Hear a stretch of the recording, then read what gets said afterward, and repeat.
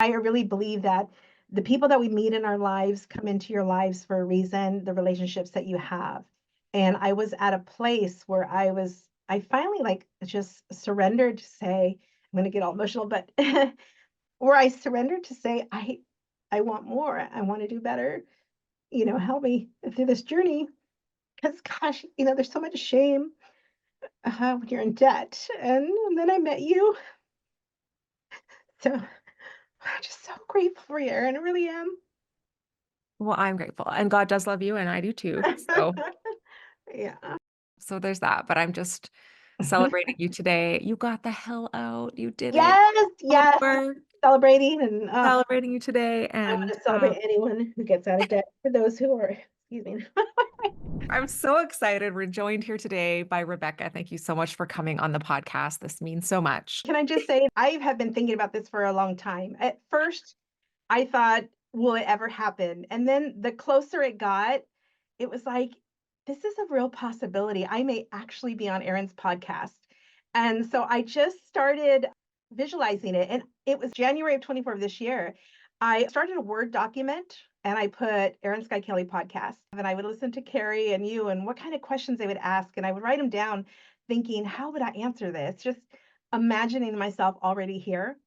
That is, And I'm already here. oh, This is like graduation day for me. This is a big, big deal. So thank you for having me because it means a lot. It means a lot to celebrate. Yeah. talk about manifestation, woman. That's really incredible. Okay. Yeah. Tell everybody how much you paid off and how long it took you. So I joined the Get the Hell Out of Debt community in 2022. And at that time, I had just a little under $30,000. I don't know the exact amount because I wasn't budgeting then. I just knew it was approximate. I would say that's when I finally got my head out of the sand because our debt, to be honest, Yeah. 15 years prior to that, we were probably 3 times that amount in debt. And Mhm. again, I don't know the exact amount because it was so traumatic. I just blocked it out and I really just didn't even want to look at our finances. But I finally got to a place, when you turn 50 years old and that milestone in your life, life's got to make a change here. And I finally felt like I need to take back my power because I just felt so oppressed. Just the shame and the worry and the stress. I just couldn't function. Mhm. And it finally felt like it's time for me to take back that power. And so I literally felt like I took my head out of the sand to look around and see what's going on. And at that time, we were, yeah, a little under 30,000. Wow. Yeah. Wow. Wow. Okay. So, how did we meet? Like, I remember when I saw you for the first time on a call, but how did you find us? So 2022, I joined the UHPW, the Ah, Unleash Your Power Within. yes. And I was part of that community. And again, like I said, that was the year I said, I'm going to take charge of my life, personal development. And UHPW came, and your screen would pop up, and I'd see you. And in your background, I'd see your books. I'm like, I'll get the hell out of debt. I said, I want to get out of debt. I got to find out more about that book. I love books. And when we would do our breakout sessions, I was talking to some of the ladies in my room, and I told them, and they said, oh, that's Erin Sky Kelly. She has a course. You need to get into her course. And so that's how I did. So from UHPW. Okay, so UHPW, for those of you who don't know, it's a Tony Robbins community. Sage Robbins, his wife, runs it. It's for women. Unleash Her Power Within is what it really is standing for. But it's a group of predominantly females. We get together, we do personal growth and development work together, and then we attend Unleash the Power Within together as a community. So that's so cool. When you're doing that type of work coupled with this type of work, Mhm. wow, the personal growth Yeah. acceleration. So you were kind of in this like stressed, you had a roughly $30,000 in debt. What was like your day-to-day life or your paycheck to paycheck life looking and feeling like at that time? We were definitely doing the paycheck to paycheck, but we were definitely paying off debt at the time. So our circumstance at that time, my boys were still school. We had made a decision. My boys currently are 15 and 11, but back when they were 6 and 2, they had been diagnosed on the autism spectrum. And at that time, we knew that there were resources that were available for them from physical therapy, occupational speech therapy. And my husband and I were like, how are we going to manage all this? And fortunately, I was in a position, I had gone through nursing school, I had a nursing job, and we were in a position to say, you know what, you can stay home and take care of the boys and do all the things that they need. And I could work. So our circumstance is that I work full time, my husband take care of the family. And so all of our income was coming from my job, but yet we were able to manage to pay all our bills and contribute money to our expenses. But Mhm. again, I think I felt that stress of I know I'm working and our husband is taking care of our budget. I wasn't a part of it at the time, and then I was feeling like where's all our money going because I was feeling the stress. I knew one day I wanted to retire, but how close to retirement am I really? And I knew I needed to wake up a little bit and contribute Mhm. to that part of it because I had just left it all on my husband to take care of it. We have to have a moment for all the mamas with kids on the awesome spectrum because I got 2 of them myself, and I just know the added just anybody who has a child, with any sort of disability or any sort of challenge, that added stress compounded with the added expense, even if there are services available, there's still so many other little tiny things that parents of children who develop a little more typically just don't have insight to or sort of understand that level of complication. And so I can only imagine then the weight Yeah. that you felt on your shoulders of being the provider, plus trying to make sure everybody who's at home is getting all the things that like you say, speech, occupational, physical, all the different therapies that are required. And just, the emotional too. And I know my husband, initially it was kind of a guilt, like, I'm not working, I'm not contributing. And he and I just actually had this conversation where I told him, I appreciate you so much. I'm so grateful that we are in a position where you can be with these boys. You contribute to the family in so many ways. Money can't match it. I think if we were dual income and he had to work, our lives would be totally different, but in a stressful way, even more so. And I'm just grateful for where we're at. Yeah. Here's the truth is I don't know that I've ever seen a situation where a parent that went from a one working parent to a two working parent environment with children with disabilities, I don't know that they ever came out any better ahead because now there's the childcare expenses and the extra commuting and the extra dry cleaning or whatever. And it almost seems like one income gets chewed up. And now the level at which you lose time together and all of that, it just like whew, Yeah. disappears. So you start the program, you're like, I'm in, I'm doing this for sure. What were some of the major changes for you or the things that you kind of had to get used to or adjust to in the beginning? 2022, it's probably summertime. I'm so excited. We're going to do this. I'm going to get into this program. I start the program and it's the quick and dirty. And I'm the kind of person that at the time was very much like, I got to do it. You got to do it right. You got to do it by the book. And, for the quick and dirty, you got to sell all the things. And that's got me so stuck. I got so tripped up in this perfectionist way of, I got to do it this way that I completely halted because I didn't recognize, to be honest, I'm still kind of working through these blocks because I didn't know it then, but I had very much the procrastination block, the intelligent skill block. And it was like, if I can't do it right, I'm not going to do it. And so then I'm going to cheat. I'm going to just work extra hours. I'll work extra hours and fill up my Q&D. But there's always that part of me that felt guilty, almost like Erin, like you were going to find out, oh, she filled up her Q&D by working extra hours. She didn't sell her things. So I kind of carried that. But I think what it really was I was disappointed in myself. I knew there was a reason why you wanted us to do that. And I cheated myself out of the experience of understanding the reason why, but I was just going to get it done. It just didn't feel good. And so I just kind of dabbled. And then the budget, oh my gosh, I didn't know how to do a budget. It wasn't working out right. It's just this perfectionist in me. It just was Yeah. really tripping me out. And so, to be honest, I dabbled probably for a good 6, 7 months of just kind of figuring it out. But it really honestly wasn't until Summer Money Camp 2023. Yes. That was the program that just changed everything. So for anyone who has never been to summer camp, it's a must, must, must. If you're in phase one or struggling in phase two, it is a game changer. And it was the program that just changed my whole mindset from a consumer to an investor. It gave me the confidence to know that I can do this. We did such fun stuff in that program. It was the first time I actually posted something on Facebook and sold it. It was the first time I bought a stock. It gave me the courage to look into, like, my 401k because I had been contributing to my 401k, but it was like I would put money in it, but I really didn't know where it was going.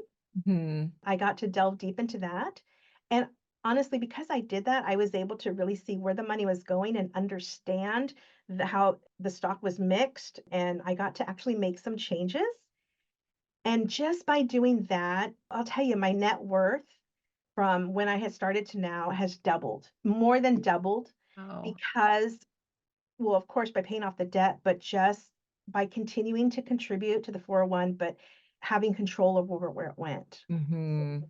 Again, summer money camp. So cool. That's where I got to know you really, because we spent a Yes, whole month together. Yeah, and and because it's smaller group and it's more a small intimate, group. I really just being take us really like a handful of people. Every morning we'd get up really bright and early and we do 10 minutes of teaching, then you take action for 10 minutes, and then we do Q&A, make sure everybody's on track, and then we log off. So it's 30 minutes every morning for a month in the summer, and it really is fun. And some of the challenges are a little bit silly, but they all get you out of your comfort zone. It was just such a great group too. Well, it both was, last yeah, 2 yeah. years have been such really great groups. So yeah, Yes, and, super fun. it's lovely because you get to know the people in your group because you get to see them every morning for that month of the summer, and I feel that some of my strongest friendships now are the ladies within this community because we have a lot in common, and when you talk about your finances, it is very emotional, and you are very vulnerable, and there's no judgment. You can just really be authentic, and you feel very supported, and that's actually what's beautiful about this community too. Yeah. Oh, and you're such a great part of it too. You lead by example.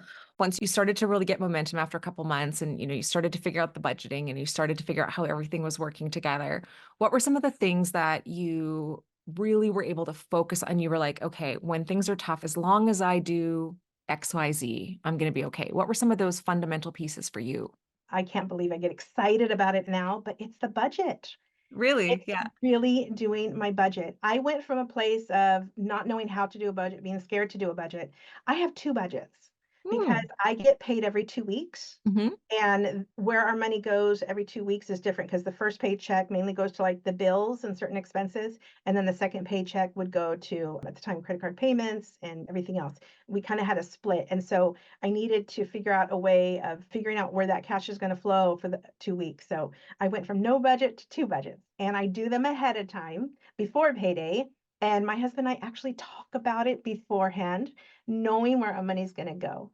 I just had a beautiful moment of insight. When you talk about the budget, how the budget's, job is to make your net worth grow. I had taken my son bowling, and he'd never done before, and he would do it, and he'd throw the ball and immediately go into the gutter, right?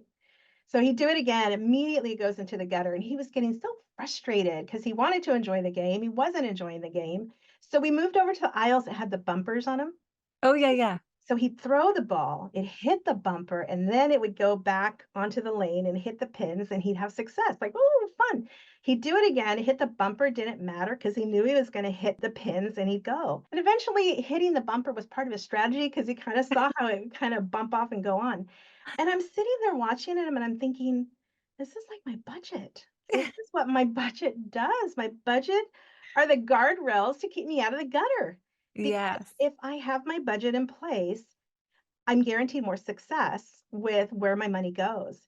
And when I change that perspective of what a budget does, it's not constricting, it doesn't deny you, it protects you and it guards you and it helps you achieve better success. And so when I started seeing it like that, it actually felt more relieving and started making it fun. Like you said, have a ritual. I still do it pen and paper. There's something about writing it out, and I have like colored markers where I have different categories highlighted by expenses, and Yeah. it just feels pretty. And I don't know, for some reason, handwriting for me just makes me feel like I have more control. I love that. Eventually, I'll probably go the spreadsheet because it is better than calculating with the calculator because I might make a mistake, but for the most part, it's just a lot of fun. So to answer your question, the little things, the budget was so important. And this whole journey, I had a moment to really just reflect. It really is the small things that make all the difference. Mhm. And by journaling, because you tell us, I want you to make a binder and put, how I got the hell out of debt. And so I actually have one of that. And I had been journaling. And when you get to the place where you can look back and see everything you did, you recognize that it was nothing more than the smallest little actions. It was Yeah. those daily decisions of, you know what, I'm not going to get a coffee today, or, I'm not going to get fast food today, or I don't really need that skincare right now. Right. And then thinking about, okay, well, gosh, if I thought I had the $10 to get the coffee, why not just put that $10 in my quick and dirty? Because obviously I had it, I was going to spend it, not Yes. just put it away. And that became a strategy for me as well, cutting back those expenses that if I honestly feel that I was being wasteful, on this, then I can quote waste that money into my quick and dirty, just put it there. So Yeah. that was something that was really helpful too, is just changing that perspective, that mindset of where am I going to put my money? Because it's all, the cash flow. So that was Yeah. helpful. Oh, I love that. That's so good. Because it does like those little bits, they just add up. Do you want more? I know you do. Why wouldn't you want more? More More of this? what? What do I More, want more of? More of this. Come oh. hang out in the online course, Forget the Hell Out of Debt. The link is in the description. You just got to click it, sign up, and we'll see you in there. And if I hadn't journaled it, I would have missed it Hmm. because they are so small. But Yeah. those small little actions in the very beginning, you can easily miss it. It seems like nothing, but when they add up, it adds up quick. And because it just puts you on that path and it just helps change everything, as far as how to build that wealth. And when you first had said, "Oh, we gotta put you on the podcast," I was excited, but then I almost talked myself out of it, like, "No, no, no," because I thought, I didn't do anything big or grand to get here. I just did the little things. And I thought, but that's what it's all about. It Mhm. really is about the little things, and any of us can do the little things, and we can all get here. It doesn't have to be grand and glorious. It's just Mhm. consistency. That's all Yeah. it is. Mhm. Statistically, I know that when you sell off something big, assets of any kind, and you pay off debt with it, your odds of going right back into debt are so much higher. So, like you say, it's those little things over and over. That's the muscle that's been built. That's not only what's going to get you out of debt, but it's the thing that's going to build you wealth in the long run. Because let's say you've cashed in some sort of investment or did something in order to pay off debt. Well, how are you going to build wealth now? You don't have any of the tools. Like you're technically not in phase three. You're technically just back at zero. And so it's so cool that you said that because I'm just really always mindful of, when we have people on the podcast, it is, could whatever this person shares be replicated by anybody? And if Mhm. the answer is yes, come on the podcast and tell your story because Yeah. those are the powerful stories that inspire everybody else Yes. who might not have a big asset to sell. It's just such a good point that you brought up because it really is those little details. And I was $2.1 million in debt. Yeah. And there were times when I was making a 69-cent payment to the government on this like massive debt that was compounding by the millisecond. It's all I got. It's all I can do. And at least I'm making motion forward. And then, that momentum builds and builds and builds. And Yeah. I think people forget that it feels small, like you say, but over time, compounded over time, Mhm. daily, weekly, monthly, gets you exactly where you need to be and Yeah. beyond. There was a time where my husband and I, we were in debt and my 401k was doing really well. We actually took a loan out of the 401k to pay off our credit card debts. Like we could take this money out. We took like $20,000, take it out and pay. And we wiped off all our credit card. We were zero Hmm. and racked it right back up because we Yeah. didn't learn the lesson at all. And Yeah. now I'm thinking, gosh, how much could that $20,000 have compounded even more so, Yeah. over time? But again, those are the lessons that we learn and you learn it in hindsight. This journey that I went on is painful, but gosh, who I am now, I'm just so proud of where I've come and the money conversations that my husband and I have had. I'll tell you, thank you for writing that book, Naked Money Meetings, because when that book came out, it really helped me learn how to have conversations with my husband. Mhm. Because just a little bit about our history as far as how far we got into debt. We got married in 2005, and we both came into the marriage with debt. But we bought a condo right away, and I was working in childcare. My husband was a loan officer for a mortgage company and worked off commission. So at the time when we were dating, he was doing really well, working off commission. He's at the top of his game. Well, we know 2008, how there was a financial crisis of 2008, but him being the loan officer back in 2006, we started feeling the ripples of that. Eventually came that he couldn't make commissions. He wasn't selling loans. The bank was closing down and Mhm. we couldn't afford our condo anymore. We only had it for less than a year. We bought it and then less than a year later, we had to sell it because we knew we weren't going to make the payments anymore. And fortunately, we got to sell it before everything tanked. But at that time in my life, my identity of who I was the girl most likely to succeed, voted by my high school, right? I was a straight A student. I prided myself on being super smart. And success was equated to homeownership. You had a career, you had a home. So when we had to sell the home, we didn't have a home, and then we're getting into massive debt. Suddenly, my identity of who I was just, I was an absolute failure. And then Mhm. my husband, of course, had that shame of like he felt he let us down. But we take those moments so personally when, in retrospect, I mean, the whole world was affected by this, but we're thinking, this is us. There's something wrong with us. We don't know how to manage money. And things just kind of spiraled from there. So we worked ourselves out of a lot of debt from credit cards to taxes, having owing the government, just a lot of different things and the shame and all that comes with it. Yeah. And so talking about money was really, really hard for us. And so I think a lot of times we just did the best that we could. I left my husband to do all the finances, I'll bring in money, but he managed it and I put him in that position. And so when I first got into the Get the Hell Out of Debt program and I get all excited, I come in and say, okay, this is what we're going to do. And my husband's the one who's been doing the budget and paying off the bills. And he was really resistant. And I'm thinking, my gosh, you are not on board. And then finally he says, after a while, here you come, Miss Fancy Pants. Like, this is what we're going to do. He goes, fine. You want to pay the bills? You want to do the budget? You take it over. That's fine. And I was thinking, what's his problem? And it finally hit me. We had an honest conversation, and I realized how rude it was of me just to come on in. We're going to do this change without acknowledging everything he did for our family and managing our finances. And to him, it felt like I was saying, why are we still in debt? You're not doing this good enough. I'm going to take it over. I can do it better. I didn't say that, but that's how it came across. He felt very much like I doubted him, and I just felt so much shame about that, and I just completely apologized, and I realized, "I am so sorry, I appreciate everything you did. We have gotten out of so much debt because of you. I don't wanna take over the finances, I just wanna be part of the conversation." This journey was about my empowerment of getting out of the shame of recognizing that I can manage my money, and uh, it's not expecting him to change, it's about changing myself. And Yeah. so with your book, Naked Money Meetings, it really helped me. I loved the beginning, your dedication, the as is, loving him as is, Mhm. and recognizing that anytime I get into a position where I get upset about his behavior, I want him to change, it comes right back at me to say, no, no, no, I need to change. I am grateful for this opportunity of frustration because this is giving me information. I'm going to love him as is. That's his journey, his behavior. I can only change my response.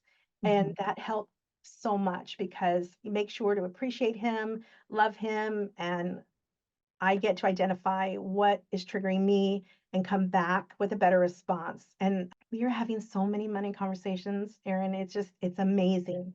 A lot of times he'll initiate it, and one of the best things is, as I mentioned in the past, my definition of success was home ownership. And all I wanted throughout this whole journey was get to the place where we can buy a house, get to the place where we can buy a house, because then I could get out of the shame. And I realized success is not about what goes on in your external world, it's Mhm. about what's happening inside. And if I can live my life, go to bed at night knowing that I did my best in my values, then I am successful. And we had a conversation about buying a home soon, in the future. And I said, "Oh, that sounds so great." I said, "How much do you think we could afford? What do you think?" And I said, "You know what? We should create a budget based upon what we think our mortgage is going to be, what our taxes are going to be. We might eventually need to get a car in the future. How much money do we need to save up for cash?" I said, "We need to create a budget and live by that budget for a while. And if we can live by that budget without getting into debt, then we know we're ready to buy a house." And that's just our future plan. Love. I love, love, love it so Yeah. much. You guys have such a beautiful relationship. How has this changed even, your parenting or like as a family unit? How has this journey affected your kids and your husband and you? You know what? I'm still learning as far as how to have these minute conversations, with our kids, because our kids, we don't do allowances. Chores are part of contributing to the household. Yeah.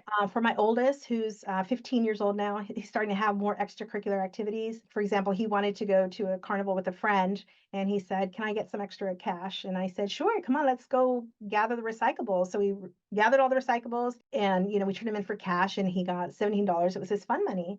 And I had shared this story in another group, but what happened was as we were gathering the recyclables, we're getting ready to go, our neighbor, knocked on my car window and said, "Oh, I have a whole bag of recyclables for you."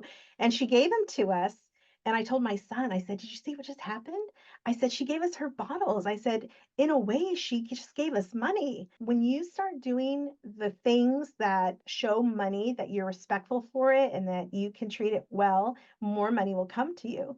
And Mhm. he just was like, "Yeah, okay," but I thought those are the kind of conversations to keep at least putting those seeds in his Yes. mind as far as positive energy. It's really trying to have just open, fun conversations about money Yes. so my kids can understand that if we think about it like money's a game and you can learn the game, you could really Yes. win. And I want these boys to really know that because I do worry about what does the future hold for them? Mhm. What are they going to want to do? What's their careers going to look like? But if they know how to manage their finances, if they understand what investing and saving is and understanding the value of things, they can get really far. Oh, that's so amazing. Okay, so you do all this work, you grind it out, you're making that net worth go up by taking control of the budget, month after month after month, and you hit this place of you're debt free. And I remember the minute you're debt free because I cried like a baby. I can't remember why I cried, but I cried because for me, I was like so excited. I couldn't wait. It was like this goal that I had, and I got there and I hit it. I was like, yes, everything's going to be completely different. And then 2 or 3 days later, I was like, okay, I'm not excited anymore. Did that happen for you, or have you been able to sustain the excitement? It happened where actually I was so excited because, yes, we're debt free, we're debt free. And yeah, within a couple of days, I suddenly found myself in a place where I'd never been before, as far as like, wow, we're really debt free. And not only are we debt free, but I know it's going to get better, right? Mhm. And being in that place of unfamiliarity, I just found myself suddenly holding on to, oh my gosh, I got to not lose this. I can't go back into debt. I have to make sure that we're paying these on time, that we're not spending extra. I started getting really tight, operating from a place of fear, I Yeah, recognize, instead and of lack. abundance. Yeah. And I was like, oh, but the difference is now I have more awareness. So when I started feeling that tightness, I was like, oh, I'm operating out of fear right now. This is lack. This is lack mindset. There's no reason to have lack because I'm stronger than that now. I know that abundance is around me. It's just where I put my focus now. So I do find myself going into old patterns, Yeah. but I can get out of them quicker because I can Yes. identify what they are. And even when something comes up that I want to buy something or we're going to save up for it, my mind can go, "Oh, that's not a problem. I can do this, this, or this to get that money coming in." I don't stress about it. I know I can be resourceful. That's huge. That's huge. I think that's so cool that you say that because I think sometimes people, when you set a goal that big, you think everything's going to be different. I see people do this with fitness goals, right? Like once I hit this number on the scale, my life is going to be completely different. And it doesn't quite work like that. And that feeling like the human desire to contract, right? Or to go back into that old pattern is such a pull. And the problem is for most people is when they feel that contraction or they feel that need to go back to the old way. They think I failed, I've screwed up, it's all over. And then they sabotage. You can do what you did, which is go, oh, hang on. I have awareness around this. It's just a pattern. I'm just uncomfortable because I've not been here before. I don't know what to do next. I'm just going to sit in that discomfort. I'm going to make good decisions. I'm going to tap into my resourcefulness. Then you can overcome it. But Mhm. the idea that things are going to be perfect once you're debt free, if you've got that impression, you've got to be really careful because that self sabotage is just waiting to kind of creep in and Yeah. take you back into the familiar territory of being in debt. Yeah. So, knowing that and having that awareness and then knowing how to deal with it is critical. And Yeah. I realized that when I first started this program, because I didn't really have those money muscles or that belief in myself, that identity of who I was. Because my identity was when I get a house, then I'll be successful. So we got to get out of debt. But oh my gosh, I'm not doing it right. So I'm failing. I'm just a big failure. I don't know how to do this. Right. And again, there's Right. that self sabotage because I didn't have faith in who I was or my resources. But working on identity, and that's something that you mentioned a lot in your program. And also, we did that in Summer Money Camp. It's Mhm. huge. It's huge how you see yourself, and I do a lot of journaling, and I do a lot of journaling on identity. There was this practice that you had us do during Summer Money Camp where you think about your identity and who you are, because I have had times where, who I am now, and I think about, oh man, if I could just go back and talk to my 20-year-old self. I think it kind of works the opposite way too, where when I was having an identity of who the best version of myself is, who is, multimillionaire Rebecca, and what does she look like, and how does she live after retirement? And I think about this future version of myself that I haven't even met yet. I Mhm. actually had times where I would imagine her and have conversations with her. It would be me, especially when I was like in tears and stressed and crying. I'd imagine, okay, in my future, this is who I'm going to be. And I had a conversation with myself to say, how did you do this? And how did you get there? And am I ever going to get out? And when you really take time to be quiet and listen to yourself, you have the answers. Mhm. All your answers are inside of you. And I thought, how beautiful that, in my wisdom right now, gosh, if I could talk to my 20-year-old self, this is what I'd say. Well, gosh, in all my wisdom as my, 60-year-old self talking to me now, this is Yeah. all the things that she would say. And I know the path I need to take because, your best versions of yourself are within you. You know Yes. what you need to do. I think sometimes we just get so in our head, we're not listening to our heart, and we're not following through with what we need to do. So identity is such a big piece because I know that when I'm in those moments of fear or I'm gonna self-sabotage, I can identify, wait, it's just a pattern. You are not your behaviors, Yes. pattern. Reflecting on my journey, I'm so glad I did journal a lot of these things because it's given me hope, it's given me momentum, belief, and I believe for anyone going through this journey right now, if you document all your, even just your smallest little successes, you're going to see how far you've come and that you are writing your story because your story is going to help somebody else. And Mhm. that's what this community is so beautiful because when you're so far deep in debt and you're so far in the hole, all you can see is darkness. And to have other people who've been there say, hey, I've been there too, let me tell you what I did, or let me share my story. And you hear all these stories, you get to take pieces of it and just kind of build your own recipe for success. And listener, if you're new here, what she's talking about is, a practice that I make everybody do when they start, which is you get a journal or a notebook. Doesn't have to be anything fancy. But I know if you're a listener of mine, you probably somebody who likes to buy journals because we all have a few that aren't used. Yeah. So you probably have one somewhere. But on the front of it, you title it what you want your result to be. So you can say how I got the hell out of debt or how I became a millionaire, how I owned 100 properties, whatever it is.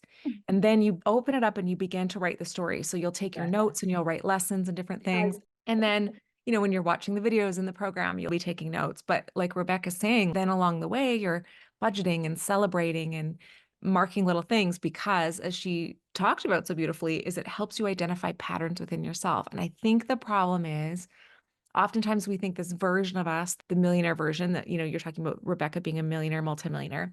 Sometimes people will think that's something external, something that they don't have yet, something that they need to acquire first. But like you said, it's already in you. Yeah. And so when you can journal and capture and see the patterns, you'll start to see that version of you emerge. But if you're not paying attention, you'll miss it. So that's why the journaling piece becomes so important. So it's not like a formal, you don't have to like sit down every day for 20 minutes and do stuff. You're just sort of capturing little things. Like give us an idea of like some of the things that is in yours. I have moments like I'll say, "Oh, today was really exciting." I was driving home and my husband ran out the door. He's like, "Guess what? We just knocked out another credit card." Or to say, "You know what? I'm so proud of myself. I didn't buy that Starbucks coffee after all." Even the other day, I was so just worn out. I couldn't even get out of bed. And I said, "You know what? I set my timer every hour. So every hour on the hour, I sat down and I wrote down something that I was successful at. Even if it was just that, I'm so proud of myself. I got out of bed. So Yes. proud of myself. I brushed my teeth. So proud of myself. I gave my kids a hug. It's just because I was so worn out. And Mhm. sometimes that happens to us. We get so beat down that even just to acknowledge the fact that we're doing something, we're taking some type of action is Yeah. celebrating. Because when you do that, you just kind of build momentum. Some of mine in my deep dark moments were things like I remember to put the toothpaste cap back on the toothpaste because I was the type of person I squeezed the toothpaste from the middle and it just was gross. Yeah. And I was like, I want to be the type of person who puts the cap back on the tooth, right? So it was like the only good thing that was going on in my life. But I captured it and I wrote it down because Mhm.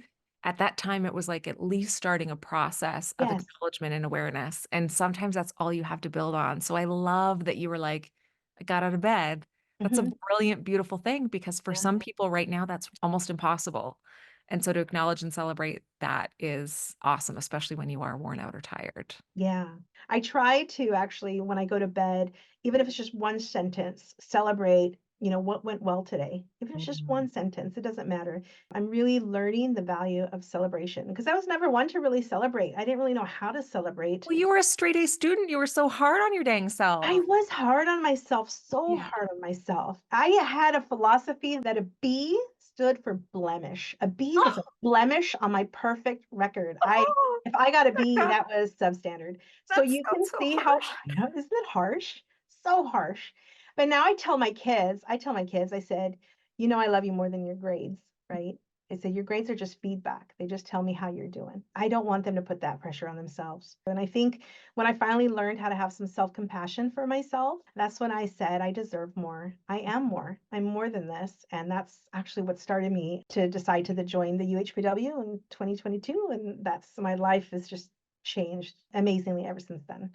When I have my finances in order, it allows me to give more Mhm. because I can come from a place of abundance and a place of generosity, Yeah. and I feel better. What are some of the things you would tell somebody, if the program didn't exist and the books didn't exist and you were just where you're at right now today and you met somebody who was $30,000 in debt and very, very stressed and maybe had borrowed against assets or whatever in the past and was just sort of feeling lost? What would you tell them? I give 'em a big hug, first of all, just recognize that you can do this and to empathize that, yeah, I understand you were so far down deep that it probably feels like it's hopeless, but you're not hopeless. So just remind them that there is strength within them. First of all, look inside yourself and recognize and have them identify. Look at all the places that you have been successful in. Give them that encouragement to know that you can be successful. You have been successful. So let's don't worry about the past. Can't change the past. Let's just start where we're at right now and tell them you got a budget. You definitely Love it. Yeah. you are the one who can determine where your cash flows. So let it flow to where it needs to go. And just to tell them to celebrate, to have a perspective, a mindset of abundance. And you can do that by just recognizing gratitude, having a lot of gratitude and having a lot of love. When you surround yourself with the things you love, and find the things that you love. Like even if you're outside and you identify, God, that flower's really beautiful. Wow, that sunset's really great. Oh, wow, I love the color of that house. Oh, that smells so good. When you identify the things that you love and the things that you enjoy, it puts you in a better state.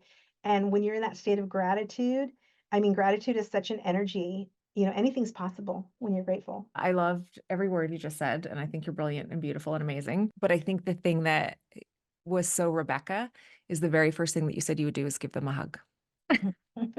You are the most compassionate person towards other people, but really hard on yourself. And I think there are so many people listening who just have expectations of how their adult life should have looked and how it should have been. And because it doesn't look like that, and now they're struggling financially, they are constantly beating themselves up over it. And that's not going to help us get where we want to go. Yeah. Love is the most transformational power in the universe. When you look at anything that goes on in the world, you can't discipline yourself into the right anything. You could certainly discipline is important and we need an element of that in our lives, Mhm.